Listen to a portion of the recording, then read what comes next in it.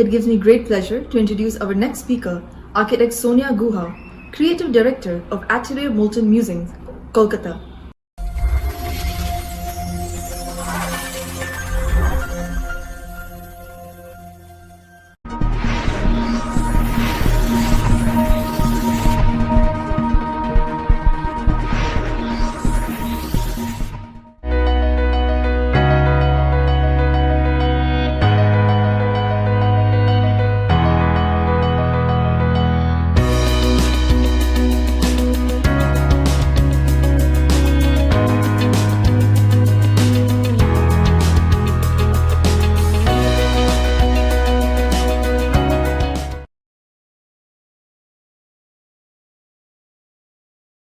I'm Sonia.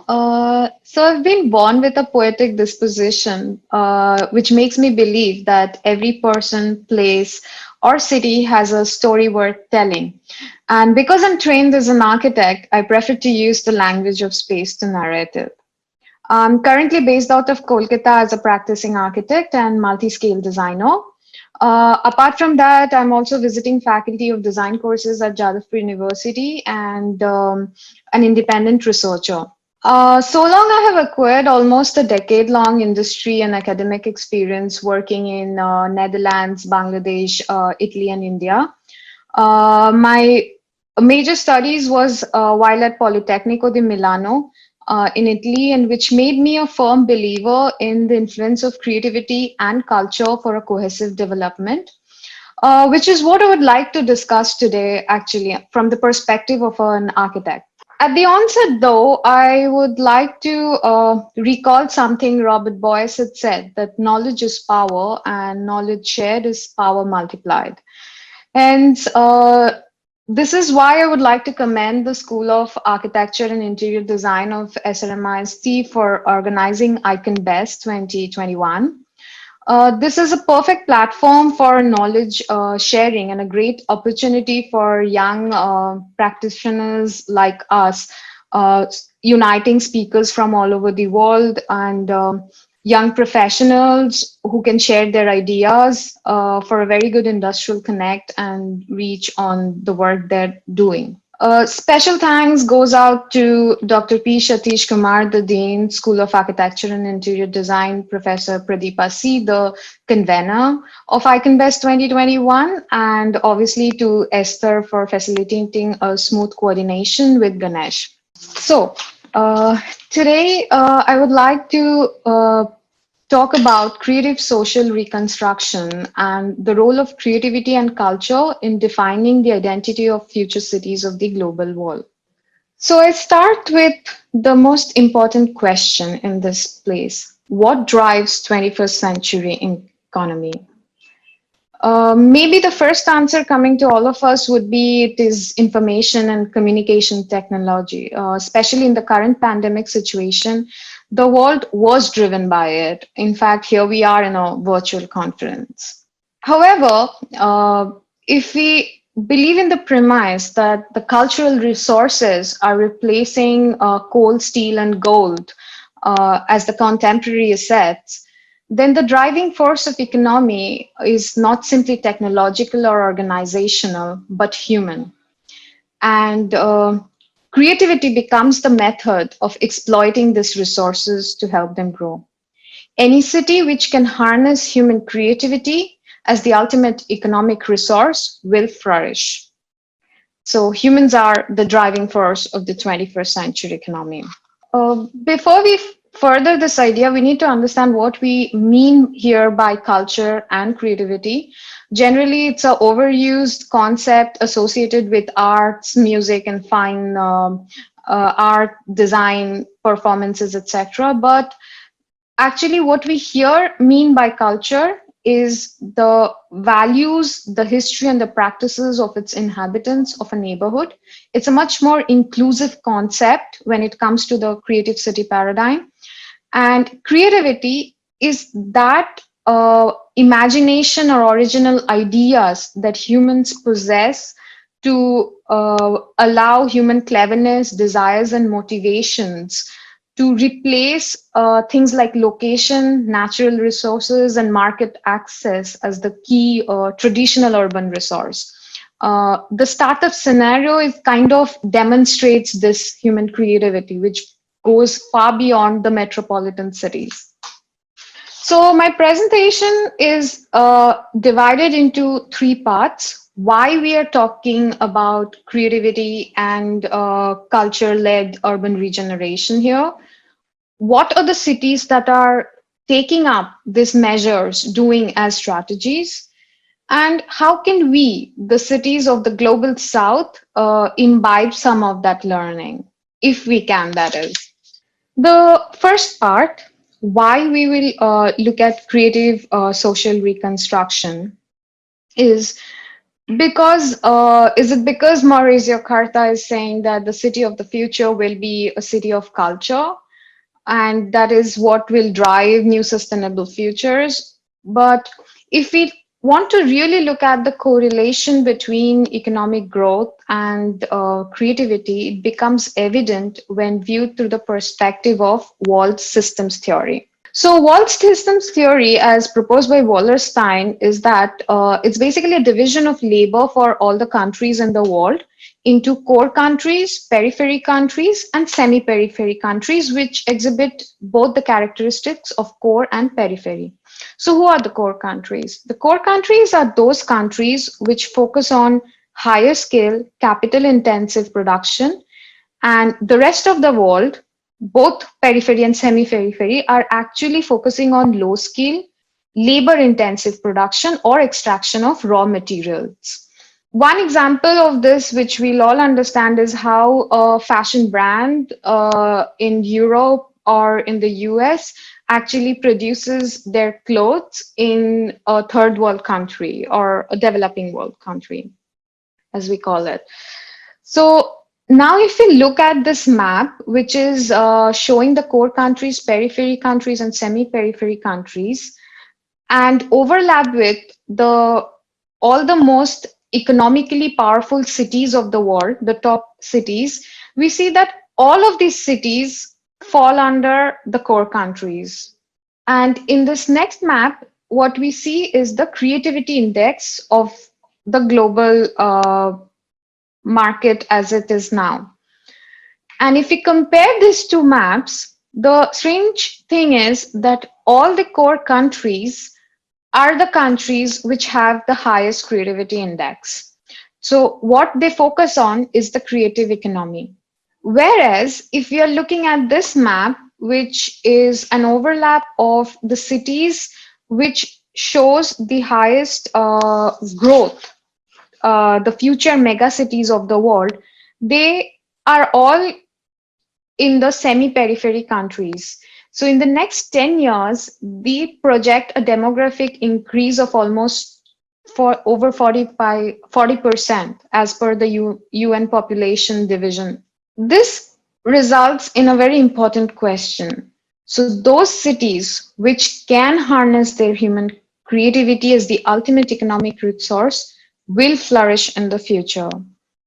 Now, the creativity or culture-led urban regeneration, the creative city paradigm is often critiqued. But what's rudimentary from this analysis is that to drive the continuity of a city's development, it needs to attract and retain the highly skilled, talented people who, owing to a globalization and easy access to information technology, generally have a choice where to live. It is more true in the current times when work from home, virtual meets, and conferences like this is the new normal. So, social reconstruction by enhancing the quality of life plays a vital role in attracting these people to live and work. Thus, business and investment follow people, leading to economic growth. And this was even recognized by UNESCO, who launched the Creative Cities Network in 2004. And ever since that, more and more cities are taking up culture as a tool for urban regeneration or economic development or simply social inclusion. And they are actually benefiting of it, positively showing impacts on local economy, quality of life and creating city identity. These cities which have managed to do that, it's now important to look at them and see what are the strategies that they are using. Is there a common denominator among all the tools and strategies that these cities use that can be made into a theoretical framework? And if it can be implemented in the cities of the global south with their limited resources. This brings us to the second part of the presentation, which is what are the strategies for creative social reconstruction? So the cities that I would like to discuss now would be cities in Europe. The Europe was selected for having decades of well-documented systemic cultural policies. It was formally initiated as the European City of Culture, and right now the program is called the European Capital of Culture. One example of how they have been benefited of it is Marseille province, which in 2013 was the European Capital of Culture. It revitalized the city by attracting 11 million individual visits. It raised 16.5 million in private sponsorship from 207 different companies. It's not just about one city, but right now, in general, the European culture and creative sector contributes even more than the car manufacturing or the ICT manufacturers industry. Though it's not just the economics that we are interested as architects or urban designers. What happened was that how culture and creativity prompted a regeneration process. It started renovating parts of the city, requalifying derelict buildings, and the social logic of space utilization in general. This social reconstruction is the necessity of the rapidly urbanizing cities of the global south. And if they can focus on this at this point, when they are going through the rapid urbanization and the growth process, it would in return lead to a more sustainable future development. So coming back to what are the strategies? So strategies varied across all this capital of cultures. For example, Mons, they heavily invested in construction and building infrastructure. They, in their year, inaugurated 5 museums, 2 concert halls, and 1 conference center to public participation. Whereas Linz in France was more about this public participation, where local volunteers and students built about 900 polythene animals as part of Flute or The Flood, which is an installation in order to empower young adults. So the strategies vary. Here, because the primary interest of what we are discussing is conceptual, the research was in evaluating policy trends in European cities, which are different in context and have used 3 different strategies, which is the Barcelona, London, and Berlin. So the Barcelona, London, and Berlin has been studied here using the primary interest being conceptual. Foundation of research was in evaluating policy trends in European cities by furthering prior studies on Barcelona, London, and Berlin by the London Development Agency. And the parameters that I've used are what was the catalyst which resulted in their systemic cultural policies, the approach that the city had taken in general, and what were some of their key strategies to document that. We have to also understand before I go into the city that the study is not a comparison between the 3 cities.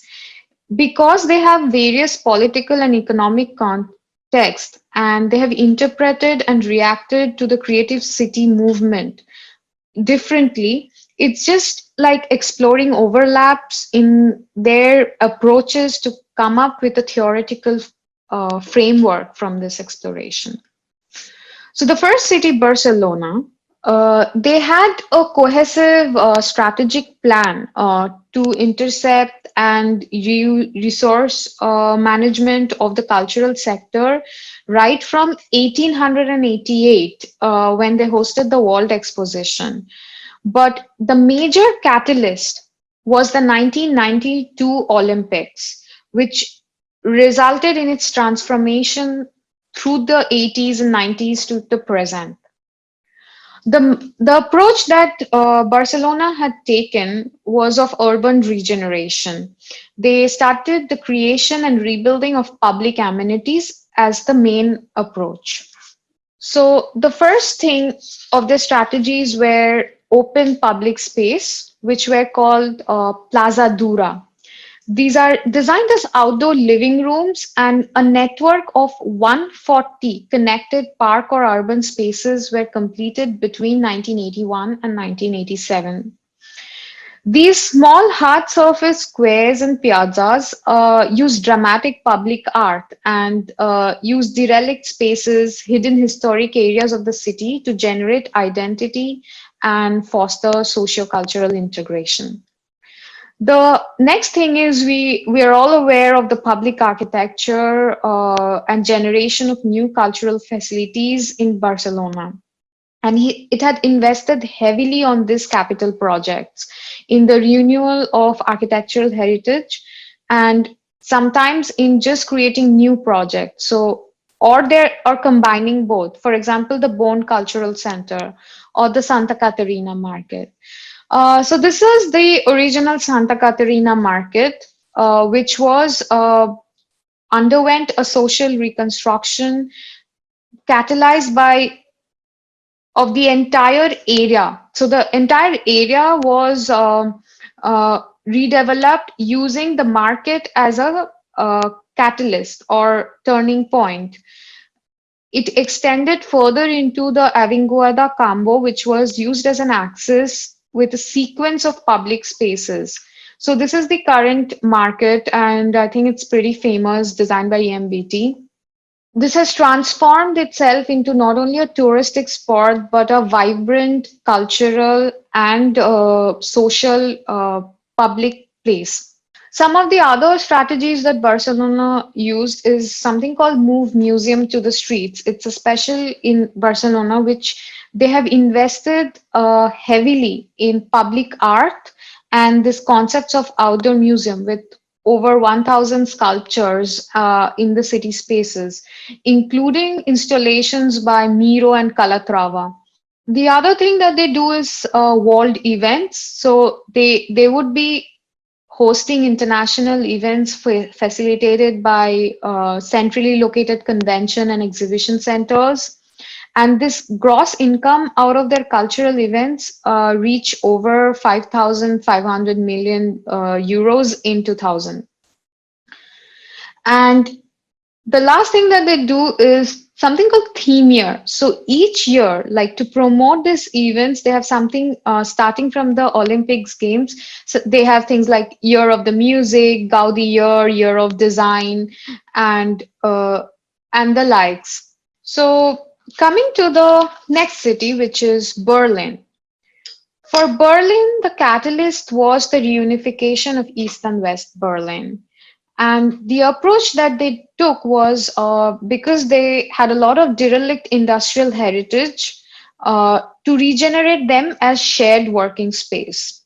And they were called culturepreneurs, these reuse of industrial heritage buildings. And one of the most famous one is the Kanzbethanien, and which was an adaptive reuse of a hospital building to house 25 studios, 3 exhibition studios, and a media lab. So this is the entrance which extends the public space into, like the third place is taken into the building with activities.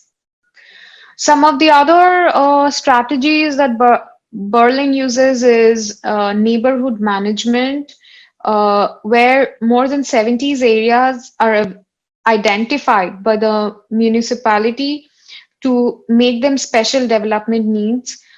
2000 projects are established between 1999 and 2003, focusing on developing creative potential, establishing and strengthening a sense of identity.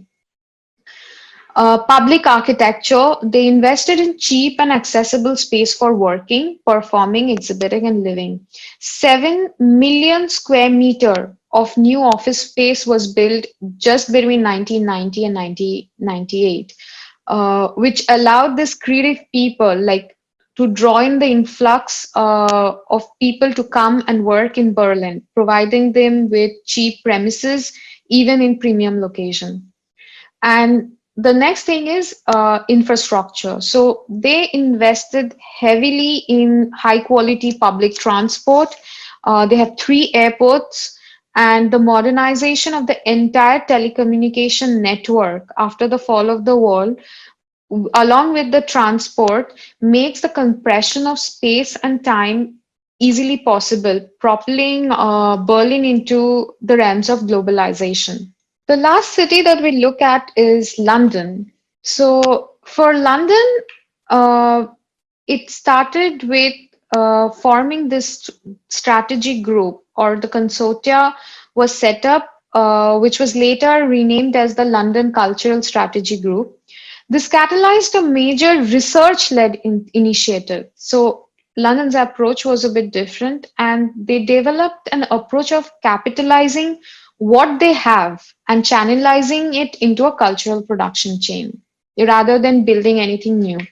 So one of them was extending public realm. So public realm became very important. And the first thing is this very important project, which is the redesign of the exhibition street. It's the road running between the National Museums in South Kensington.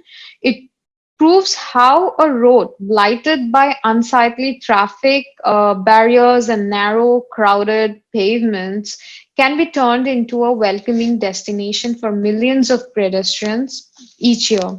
This later, also on this very road, the Sackler Courtyard came up in the Victoria and Albert Museum.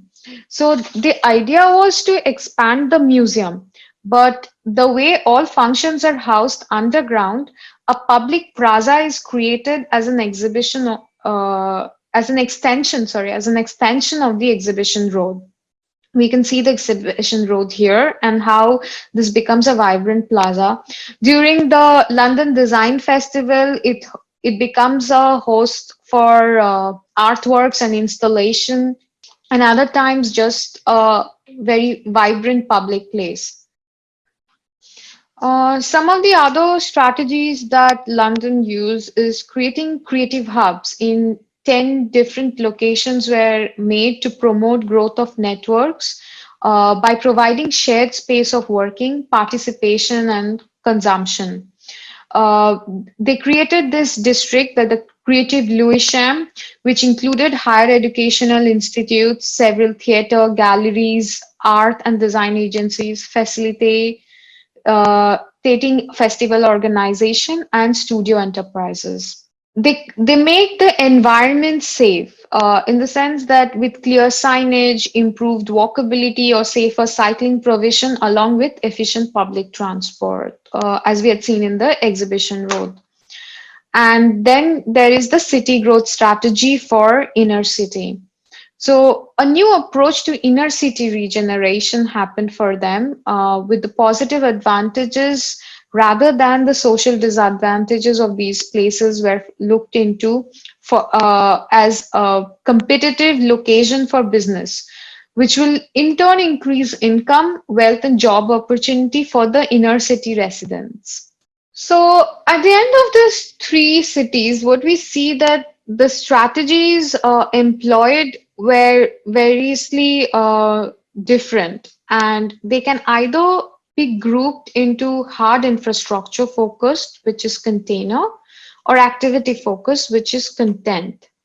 But the most common thing was an inclusive public place and architecture. The third place, which was meant to strengthen day-to-day social relations and positively impact the quality of life of the people living in the city. And When the quality of life improves, they attract the creative class and industry, following a rise in local economy. In general, if we look at it like by numbers in Barcelona, the arts and creative industries combined represent 6 to 8% of the city's GDP. And if you add tourism to it, it becomes 17% of the GDP. Whereas in London, 680,000 people work in creative industries, which is 15% of London economy and nearly 20% of the workforce, and a turnover between 25 billion pounds to 29 billion. So coming back to the discussion about, so if we can formulate a theoretical framework for these strategies, the study from these three cities, what we see is that it can be grouped into two categories. Either it's hard infrastructure, which is container, or activity focus, which is the content. And to understand the role of architecture in Global South, we have to focus on those which are improving the quality of life through built environment. The overall grouping, like beyond the activity focused container, the infrastructure focused container or the activity focused content, it becomes important to look at what are the broad category tools. So either they invested in public space, which is the key invention actually in intervention in all of the cities. The second is public architecture, and third is built heritage. So historic buildings play a very central role by lending character to an area and having deep-seated association for local communities. Then there is infrastructure, which is both physical and ICT based, or connection allowing a compression of space and time, which facilitates the creative economy. And the last thing is intangible cultural heritage. It requires the minimum capital investment, and a city needs to identify and markets its intangible cultural heritage for the city branding strategy. Uh, and as Rogers says, in conclusion of this part, that the physical and the intellectual accessibility of the public domain is a litmus test of the society's values. Including and thriving public spaces foster tolerance and radical thought. This brings us to the last part of this presentation, which is how can we imbibe that? In the sense that how can cities of the developing world or the future cities of the global south, which is still battling for primary infrastructure like healthcare, uninterrupted power supply, sanitation, effective mass transit, and housing, afford cultural infrastructure in the scale of European capital of cultures. In this context of limited resources that we live in, the aspiration and the dreams of the community is never on the development agenda. So this is a question that troubled me, but after coming back to India and as a practicing architect, what I noticed was, as a corollary to this, a very interesting thing happened. That this situation, this lack of resources resulted in creative exploration through architectural projects which venture further beyond the functional brief to improve the quality of life of the community. So I'm going to just quickly run through three of such examples of how architecture, which is a very private architecture, which is not a public architecture, but how it can add to a public social reconstruction. So the first project I'll look at is by Charles Correa and Associates, the City Center 1 in Kolkata, where in the architecture project, we can identify two of those tools out of the five that we identified. One is creation of public space and public architecture. Before we go into it, we look at this traditional neighborhood in Calcutta, which never had boundaries, and the houses would always have this thing called a roak, which added to the culture of adda. Adda can be considered a intangible cultural heritage for Calcutta. So this is a picture of city center, which is essentially a private mall. But Korea had designed it in a way that actually there is no boundary to the mandatory side open space, creating a quality of life for the citizens who are walking on this footpath, who are not made by a high wall, or who are not the social difference between who can afford to go in the mall and who cannot is not felt here. The second thing is how it borrows from the tradition of these colonnades, which are one of the biggest social uh, philanthropic gesture of an architecture that's present, providing everyone with shade and walkability, is repeated in this just by receding the existing line. This is the other side of it. And once again, the mandatory side open spaces is merged with the footpath, creating in its own way a public, vibrant space. And it doesn't have, like, nobody needs to actually go into the mall. The next project is once again in Kolkata, which is Start Theatre, which is a redevelopment of a old heritage structure which got burned down by in 1991 by Polaris. So it combines public space and built heritage. So it's, as you can see, it's in a extremely dense neighborhood. This small yellow dot represents the location of the site. There is absolutely no relief space or a public space in this old and dense neighborhood. The yellow line marks a vibrant street market which existed, and the nearest node. So in this context, this is the derelict building which was transferred into a theater. The brief asked for just revitalizing the theater with 300 seats. But the architects had gone beyond the brief to create a public plaza on the terrace of this theater building, the new structure that added, and had a separate access to it, which is right from the streets, taking people up. And these images show the success of that public space on the terrace. The last project is the experience center of a private gated community in Shantiniketan, which is near Calcutta. And here, three things we see: the public space, how a private architecture is transferred to a public architecture, and intangible cultural heritage is promoted through it. So this is the plan of a gated community for the privileged section of the society who are going to have a vacation home or a second home in the nearby city. And the way the architects planned the experience center is giving it back to the public, normally, which is not thought of. So it sort of mitigates the line between the privileged and the not privileged. So the experience center and the front portion of this campus is designed as a public plaza. Shantiniketan carries a rich heritage of Tagore and art and music. So the plaza becomes a platform for adhering to this intangible cultural heritage and a promotion of this. And this plaza is open to all.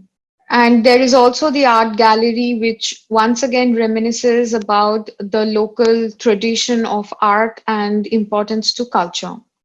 With this, I would like to conclude that the obvious recommendation for future cities of the global south is to prioritize the quality of life at the policy and planning level by the government.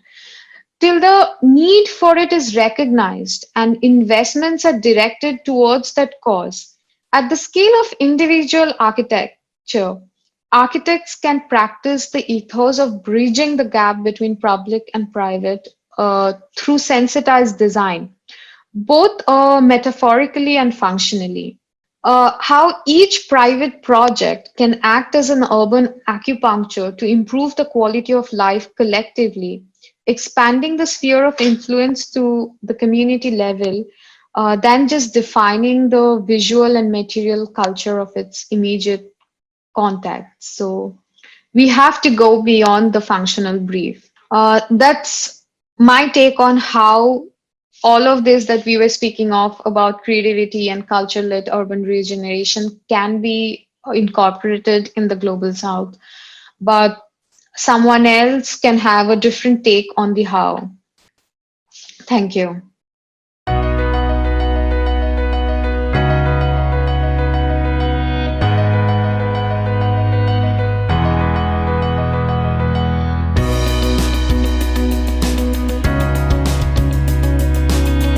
Thank you, architect Sonia Guha, for such a creative presentation.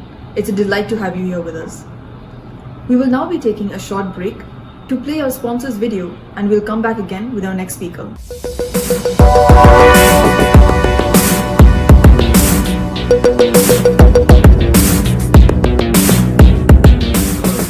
This is Amit, and I am a proprietor of Metro Books, and our firm is a 12-year-old firm located in Delhi, and we have our head office in Delhi, and we have our two branch offices.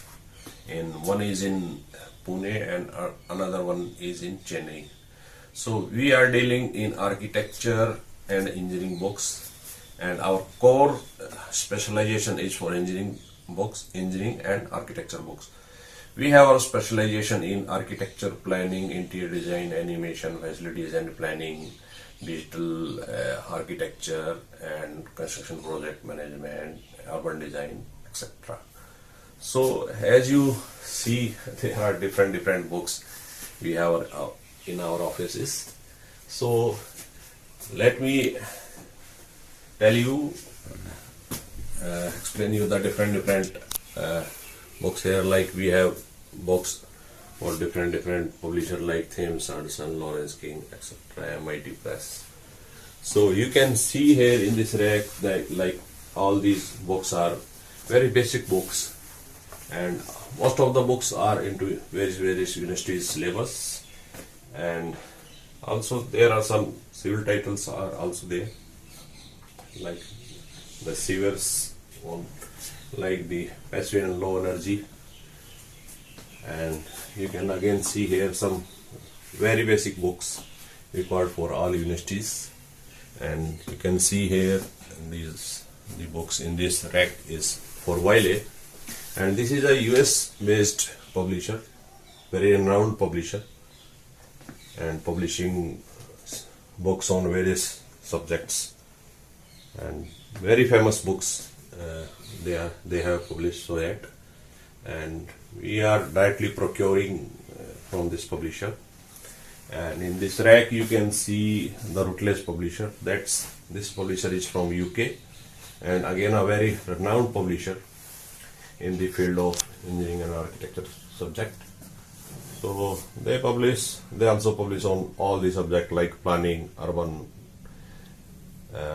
design, interior design, fashion, animation, photography, etc. Like again you can see some books published by Indian publishers in this rack, and these are the very basic books published by different publishers. So we are also doing publishing for architecture books, and we deal in architecture books, and you can see these are the books by Design Media, and again this is a very famous publisher for design books and architecture books. And like I have told you that we are into the publishing field also, and we have published few titles on architecture subject, and some more titles also we are going to publish in next year. And this year also we are going to publish few titles, and we are still working on those titles to get it published within this year. Like one is for planning, and other one is for architecture, and one is for history of architecture. So these are the fields which we are planning this year. And you can see here the books based on design. This is again a very famous publisher for design books, and name of the publisher is Sandpoints. So that's this publisher is from China, and again you can see some more books for Link publishers, and that is again also a US publisher. Again you can see some book published by Actor publisher, and you can see some Archibald books are also there. That's again a very Korean publisher. Again some books are for links for different on housing, digital architecture, on housing, roofs, etc. And here you can see the books for European publishers. So all these books are for European publishers. So these are the books I have just shown you, and we are try to cover each and every subject relating to architecture, especially in publishing also. So that's all from my side. Thank you.